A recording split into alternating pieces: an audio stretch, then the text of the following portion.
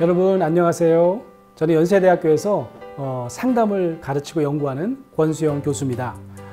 저는 힐링 코드라는 제목의 강연을 여러분과 함께 나눠보려고 하는데요.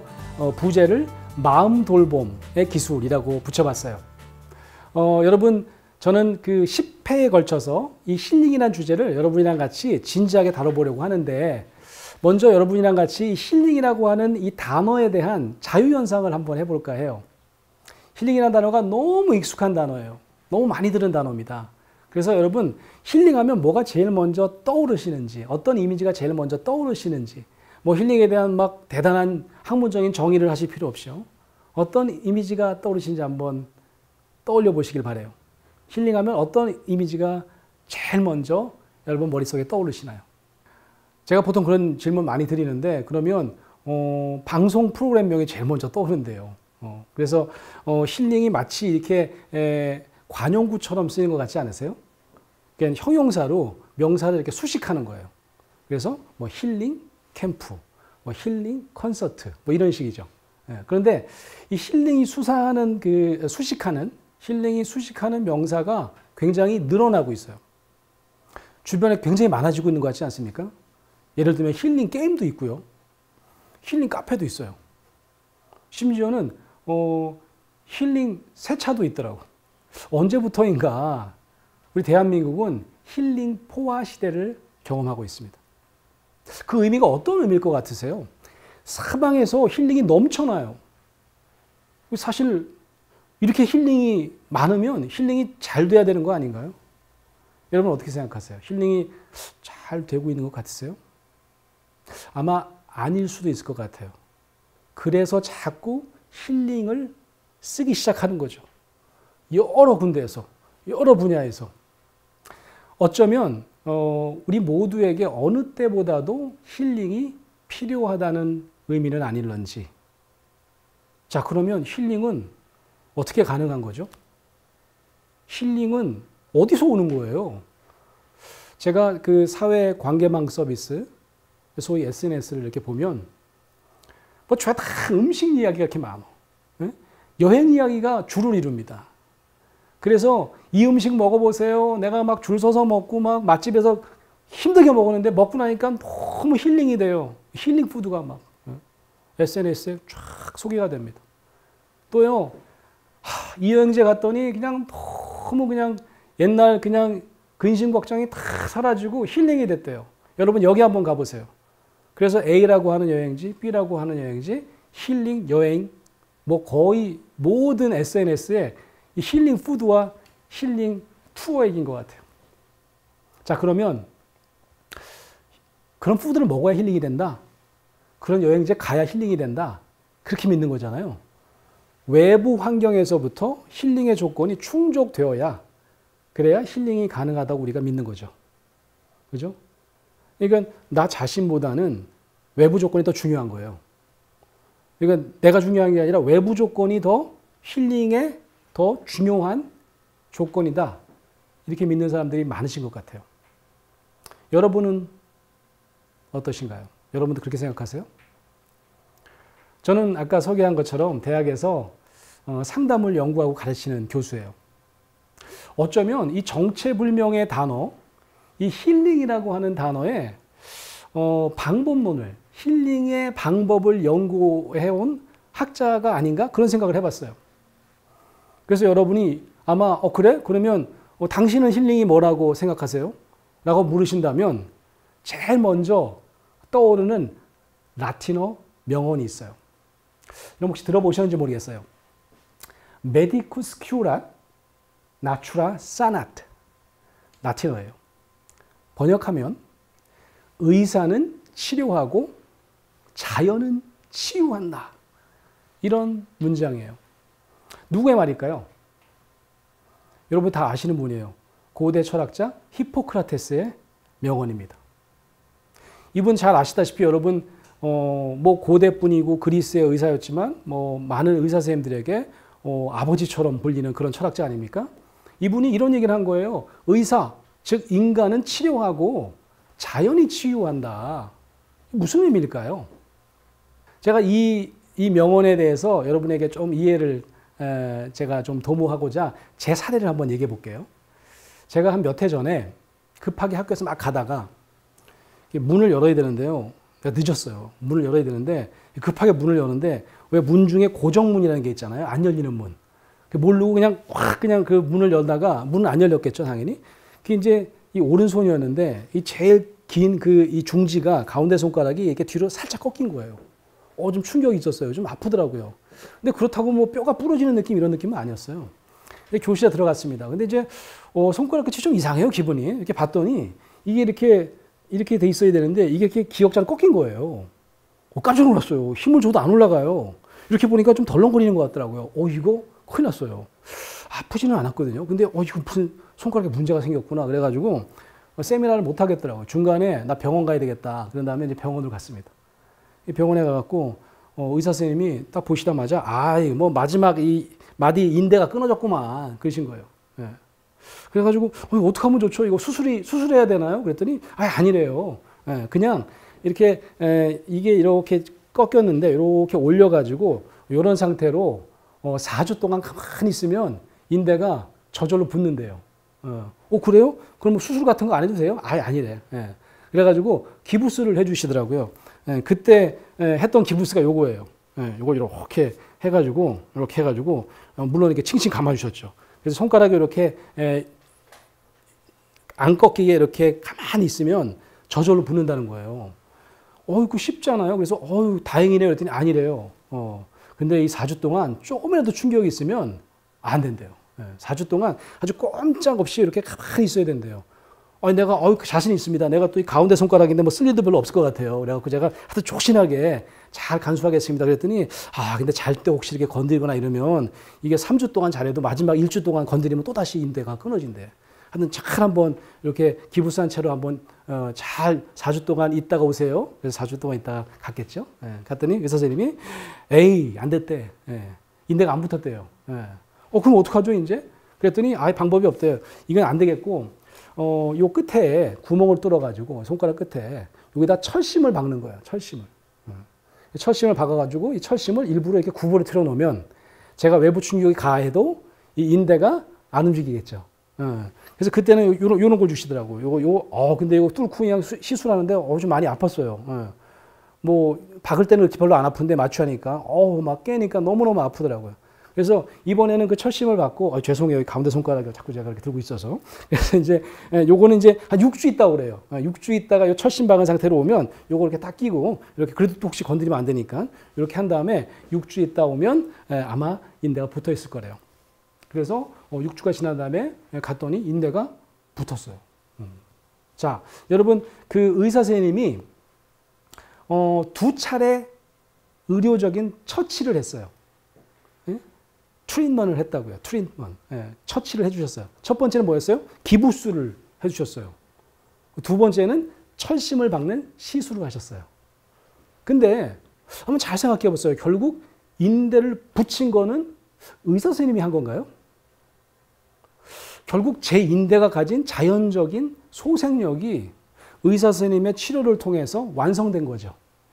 의사 선생님은 그런 치유에 어떤 매개체의 역할을 한 거는 아닌가요? 이것이 바로 의사들의 대부라고 불리는 이 철학자 히포크라테스가 치료의 완성은 자연의 몫이고 우리 인간은 의사는 조력자일 뿐이다 라는 의미의 말을 남긴 이유인 것 같아요. 이번 강연의 주요 주제는 신체 힐링에 관한 건 아니에요.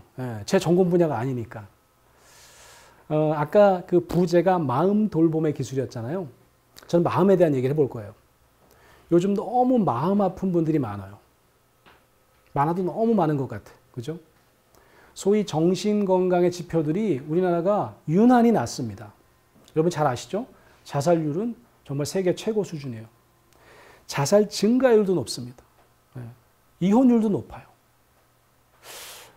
우리 신체 안에 이미 잠재되어 있는 자연적인 치유 능력이 존재한다면 우리의 정신세계나 심리체계에도 그런 자연적인 치유력이 있다고 전제해 볼 수 있지 않을까요? 그간 힐링이 외부로부터 기인한 특수한 조건 하에 내가 여행지에 가야 되고 맛있는 음식을 먹어야 되고 특별한 내가 외부적 조건을 내가 경험하지 않으면 도저히 나는 힐링될 수 없더라고 믿으셨다면, 그게 가능치 않다고 믿으셨다면 제 강연이 여러분에게 새로운 힐링의 재발견의 기회가 되기를 소망합니다. 오늘 첫 시간에 제가 여러분께 알려드릴 명제가 하나 있어요. 여러분은 본시 힐러로 태어났다. 믿으십니까? 누구를 위해서요? 내가 힐러라고? 누구를 위해서? 일단 자기 자신을 위해서요. 그리고 제가 강의가 진행되는 동안 여러분이 자기 자신뿐만 아니라 다른 사람에게도 어떻게 하면 우리가 힐러가 될 수 있는지도 제가 차근차근 소개해 드리려고 그래요. 아까 제 사례처럼 근육이나 신경 조직이 저절로 소생하는 자연 회복력이 있다고 할 때, 정신세계에는 이런 자연적인 능력을 본능이라고 이름 붙일 수 있을 것 같아요. 본능. 제 얘기는 아니고요. 누가 그랬을까요? 인간의 정신세계에 대한 아주 특별한 관심을 가졌던 오스트리아의 의사가 있었어요. 그의 이름은 프로이트입니다. 네, 바로 여러분이 정신분석학의 대부로 알고 있는 바로 그분입니다. 자, 이분은요, 만 17세에 비엔나 의과대학에 입학한 천재입니다. 프로이트가 처음에는 굉장히 공부를 열심히 하고 나는 연구자가 될 거야. 그의 주관심은 생리학이었습니다. 생리학. 자, 이 프로이트는 생리학의 영향을 많이 받았다고 그랬잖아요. 그래서 이 생리학의 원리대로 이 정신세계를 이해하려고 애를 많이 썼던 것 같아요. 당시 생리학의 흐름이 역동적인 생리학이었다고 그래요. Dynamic Physiology. 이게 뭔지 잘 모르겠어요. 제가 그냥 간단하게 한번 설명을 해볼게요. 제가 이해한 대로. 역동적인 생리학이란 신체 조직이 외부 조직으로부터, 외부 환경으로부터 자극을 갑자기 받으면, 그래서 불편감을 느끼면 그것을 방출하도록 구조화되어 있다는 거예요. 예를 들면 여기 굉장히 조명이 환한데 우리가 조명을 다 껐어요. 조명을 끄고 어두운 상태로 우리가 한 10분, 20분 있었어요. 그런 다음에 갑자기 불을 다시 환하게 켰어요. 그럼 우리의 눈이 어떻게 반응할까요? 우리의 눈꺼풀이 갑자기 너무 갑자기 환해지니까 눈꺼풀이 반쯤 감기지 않겠어요? 바로 그거. 그거 뭐죠? 내가 눈꺼풀이 왜 감긴 거죠? 제 뇌가 명령한 건가요? 눈꺼풀아 반쯤 감겨라. 아니잖아요. 이거 뭐라고 그래요? 이걸 반사신경이라고 하지 않습니까? 반사신경. 프로이트는 이 정신이나 이 마음의 세계에도 이런 신체적인 반사신경에 해당하는 그것이 있지 않을까? 그런 기능이 있음을 발견합니다. 그래서 이름을 이렇게 붙여요. 그거가 뭔지 아시죠? 영어로 it인데 독일어로는 그걸 s라고 그래요. s라는 단어 씁니다. 영어 번역하면 그게 it인 거죠. 그래서 나중에 프로이드가 이 역동적인 생리학처럼 정신의 역동을 얘기합니다. 그래서 정신 역동이죠. 근데 이 정신 역동을 세 가지 구조로 설명해요. 그럴 때 이드라고 번역한 부분이 나옵니다. 영어로 이드. 그 다음엔 이히라는 말을 해요.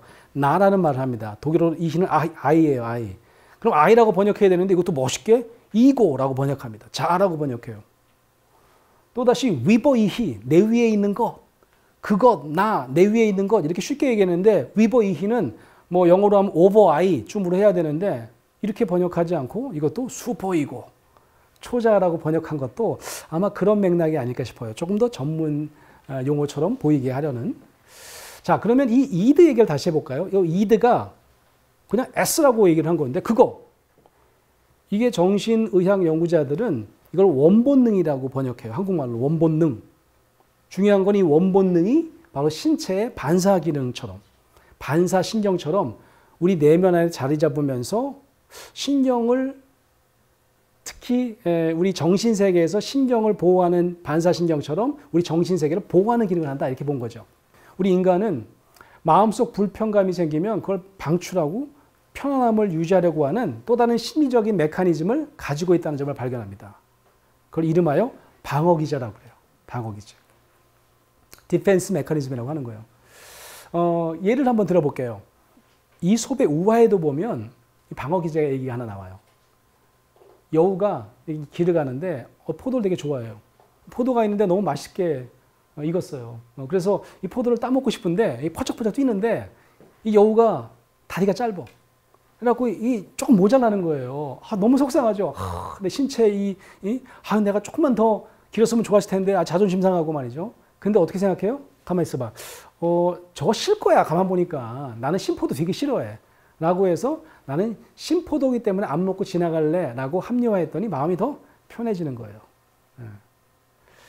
프로이드는 이렇게 생시에도 본능을 사용하는 마음의 원칙을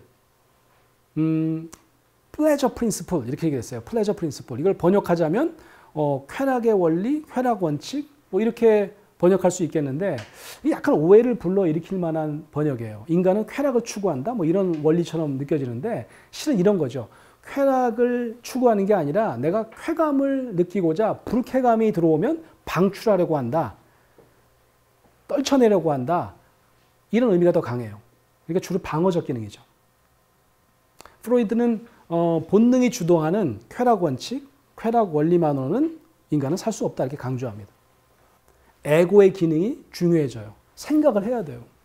프로이드는 때가 되면 본능에 이끌려서 불쾌감을 방출하는 쾌락의 원리, 쾌락의 원칙이 아니라 현실 원칙, 현실 원리, 이건 reality principle이라고 그래요. 이걸 가지고 살 수밖에 없다 이렇게 주장하는 거죠. 우리가 늘 얘기하듯이 본능만으로는 살 수가 없다라고 하는 거예요. 게다가 또 아무도 없는 데서는 남의 초콜릿을 보고 내가 남의 건데 이렇게 손을 대면 돼요, 안 돼요? 그럼 도덕적 자아가 등장하잖아요. 그걸 뭐라고 얘기한 거예요? 프로이드가 위버이히 내 위에 있는 그 무엇이 초자아가 내게 말을 건네는 겁니다. 야, 너 안 돼. 그러면 안 되잖아. 네 거 아니잖아. 먹지 마. 짚지 마. 이렇게 얘기하는 거죠. 이거를 양심이라고 할 수 있겠는데 프로이트는 이 양심이라는 게 뭐 철학자 칸트가 얘기한 것처럼 뭐 태어날 때부터 뭐 저 하늘에 반짝반짝 빛나는 별이 뭐 내 안에 양심이 있다 뭐 이건 아니고 우리가 어렸을 때 부모님한테 야단 많이 맞은 거예요. 그래서 엄마 아버지가 절대 안 돼. 남의 거 건드리지 마. 라고 하면 그 부모님의 목소리가 그분이 돌아가셔도 내재되어 있어서 내 안에 있는 부모님의 목소리가 바로 양심의 소리, 바로 위버이히다 라고 얘기를 한 거죠. 자, 다시 방어기제로 돌아가 볼까요? 그럼 방어기제라는 게 좋은 거예요? 나쁜 거예요? 마음의 불편감을 방출할 수 있게 도와주는 거니까 내가 다리가 짧다고 느끼는 것보다 내가 그냥 워낙 신포도 싫어했어 이렇게 생각하는 게 마음이 더 편해지니까 좋은 거예요? 나쁜 거예요? 무조건 나쁜 건 아니에요. 우리 마음의 최소한의 평정심을 유지하도록 하는 순기능이 분명히 있어요. 방어기제는 우리 모두가 보유하고 있는 가장 최소한의 힐러 본능이다 이렇게 얘기할 수 있을 것 같아요. 왜냐하면 불쾌감을 어쨌든 방출하도록 떨쳐내도록 우리 마음을 기본적으로 관리하는 기능을 하기 때문이에요. 그런데 여러분이 평생 방어만 하고 산다면 재미가 있을까요? 한번 상상해 보세요. 여러분 축구 경기 혹시 좋아하세요? 축구 경기에서 모든 선수들이 수비만 해. 이건. 예? 맨날 수비만 하고 앉아 있는 거예요. 예. 재미있을까요? 없을까요? 아니 수비수도요. 가끔은 중앙선을 넘어가지고 골을 넣을 때 선수 자신도 막 엄청나게 기분도 좋고 또 관중들에게도 색다른 쾌감을 주지 않나요? 그래서 방어 기제만으로는 온전한 힐링에 이를 수가 없는 거예요. 제가 상담 사례를 잠깐 하나 소개해 볼게요. 늘 남성처럼 이렇게 짧은 머리를 즐겨하는 여성이 있었어요. 이 여성은 25살이 될 때까지 늘 바지를 즐겨 입었어요. 치마는 뭐 거의 나는 도저히 치마는 안 어울리는 것 같아라는 생각을 평생 하고 살았다고 그래요. 뭐 평생까지는 아니겠네요. 25살이니까. 중고등학교 시절에는 그러면 교복 입어야 되잖아요. 그러면 교복을 입지만 그 안에는 항상 추리닝 입고 다니고 학교 가면 치마 벗고. 동성인 여자친구들이 정말 좋아했대요. 동성 여자친구들이 너무 많았대. 이유가 뭘까요? 그녀의 보이시한 매력, 시크한 매력 때문에 거의 팬클럽도 있었대. 동성 친구들이 많았대요. 대학 진학은 뭐 부모님은 당연히 남녀 공학할 줄 알았는데 되게 좀 남성적인 면도 있고 그래서 의외로 여자 대학을 진학을 했다는 거죠. 본인이 여자 대학을 선택합니다.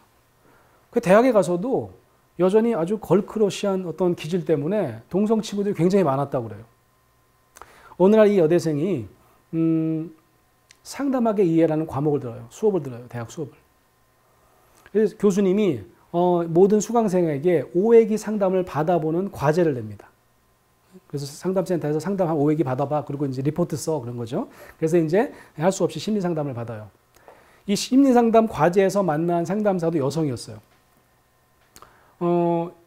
이게 일부러 온 건 아니잖아요. 과제로 온 거니까 어떤 상담 주제를 하고 싶으세요? 잘 모르겠다고 그러고 여러 가지 질문을 합니다. 내담자가 이 대학생이 자신이 왜 이렇게 남성보다는 학창 시절 내내 여성한테도 이유가 많은지 모르겠대요. 내 정체성, 내 정체성이 좀 궁금하대요. 이런 주제로 한번 상담받으면 어떨까 싶다. 그래서 이제 상담이 시작됩니다. 치마를 입지 않은 걸 언제부터죠? 물어봤어요. 잘 모르겠대요. 아주 오래된 것 같대요. 근데 보니까 외동딸이에요. 그러면 엄마, 아빠가 예쁘게 꾸며주시고 치마를 분명히 사준 적이 있을 것 같은데 물어봤어요. 많죠. 치마 엄청 많이 사줬죠. 근데요, 안 입었대요. 어떨 땐 너무 죄송해가지고 집안에서만 잠시 입어드린 적도 있대요. 근데 결국 밖에 나갈 때는 너무 어색해서 불편해서 바지만 입은 거예요. 결국 나중에는 엄마도 아빠도 포기하더라. 이 내담자는 뭔가가 이 안에서 움직였겠죠. 5회기 과제로 끝내면 되는데 좀 상담 더 받고 싶어요. 그래서 그 이후에도 10회기가 넘게 자신의 어린 시절 이야기, 자신의 성 정체성에 관련된 다양한 기억들을 탐색하는 상담을 이어갑니다. 그러다가 갑자기 큰 사건 하나를 기억해내요. 어린 시절 한 6살 때쯤에 치마를 입고 밖에 나가서 노는데 평소에 되게 친하게 지냈던 동네 오빠에게 성추행을 당했던 사건이 기억나는 거예요. 거의 성희롱 수준이었던 것 같아요. 치마를 내려보란다든지 이런 어떤 너무너무 충격을 받았어요. 너무너무 당황스러웠어요. 집에 와서 엄마한테 얘기했습니다. 동네 오빠가 이렇게 시켜서 내가 반쯤 그 일을 할 뻔했다. 이렇게 얘기를 한 거죠. 그랬더니 어머니가 어떻게 했을까요? 너 절대로 밖에 나가지 마, 앞으로. 그리고 이 얘기 아무한테도 하지 마. 그럼 아빠한테 절대 이야기하면 안 돼. 라고 강요당한 사건이 생각나는 거예요.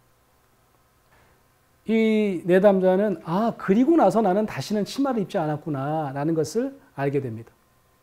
아주 오래된 방어 기제가 생겨나는 순간이에요. 결국 내게 치마는 전혀 어울리지 않아 라고 하는 방어 기제는 이후로부터도 남성으로부터 오는 어떤 불편감이나 어떠한 성적인 수치심도 느끼지 않도록 자신을 지켜주는 방파제 역할을 한 거예요.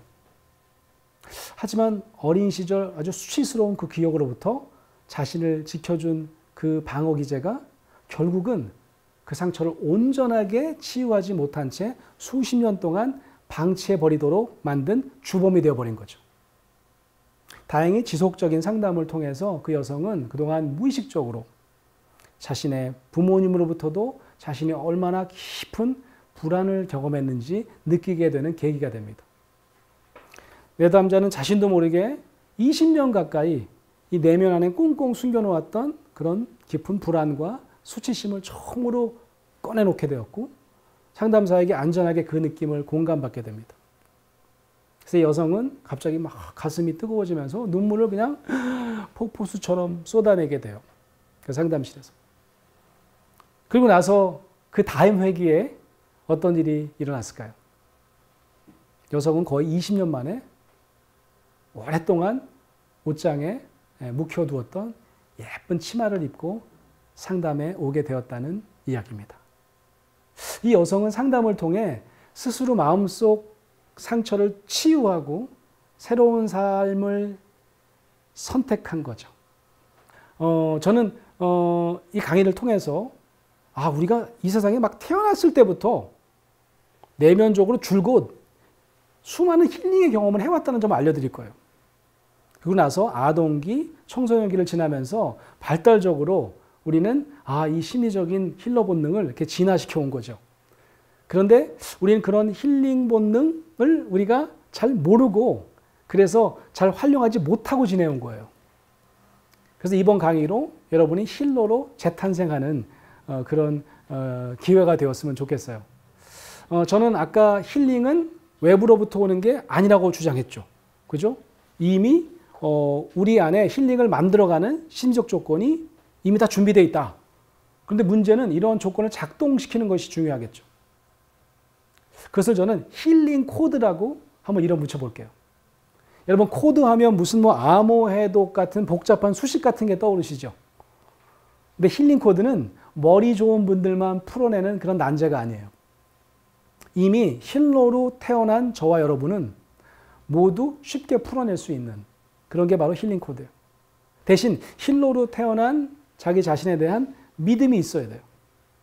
힐링이 남이 해주는 것, 외부로부터 오는 것이라고 여기면 이 힐링 코드는 절대 풀 수 없습니다. 우리 내면의 힐링 코드를 알면 어떤 유익이 있을까요? 우선 나 자신을 위해서 그리고 다른 사람을 위해서도 스스로 힐링을 만들어낼 수 있는 기회가 생길 수 있어요.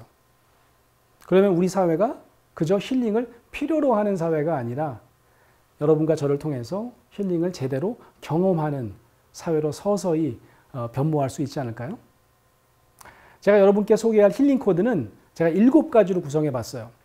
여러분 힐링이라고 하는 단어가 영어 단어잖아요. H-E-A-L-I-N-G. 이 영어 단어를 구성하는 알파벳이 7자입니다. 이걸 가지고 설명해 보려고 그래요. 그래서 이걸 다 들어보시면 이 7가지 힐링 코드가 묘하게도 서로 꼬리를 물고 연결된 구조예요. 그래서 여러분 강의를 다 듣고 나시면 여러분은 막연했던 힐링에 대해서 보다 구조적인 이해를 가지게 되시리라고 확신합니다. 여러분 다음 시간에 우리가 첫 번째 힐링 코드부터 여러분께 소개해 드리도록 하겠습니다. 오늘 강의는 여기까지 하겠습니다. 감사합니다.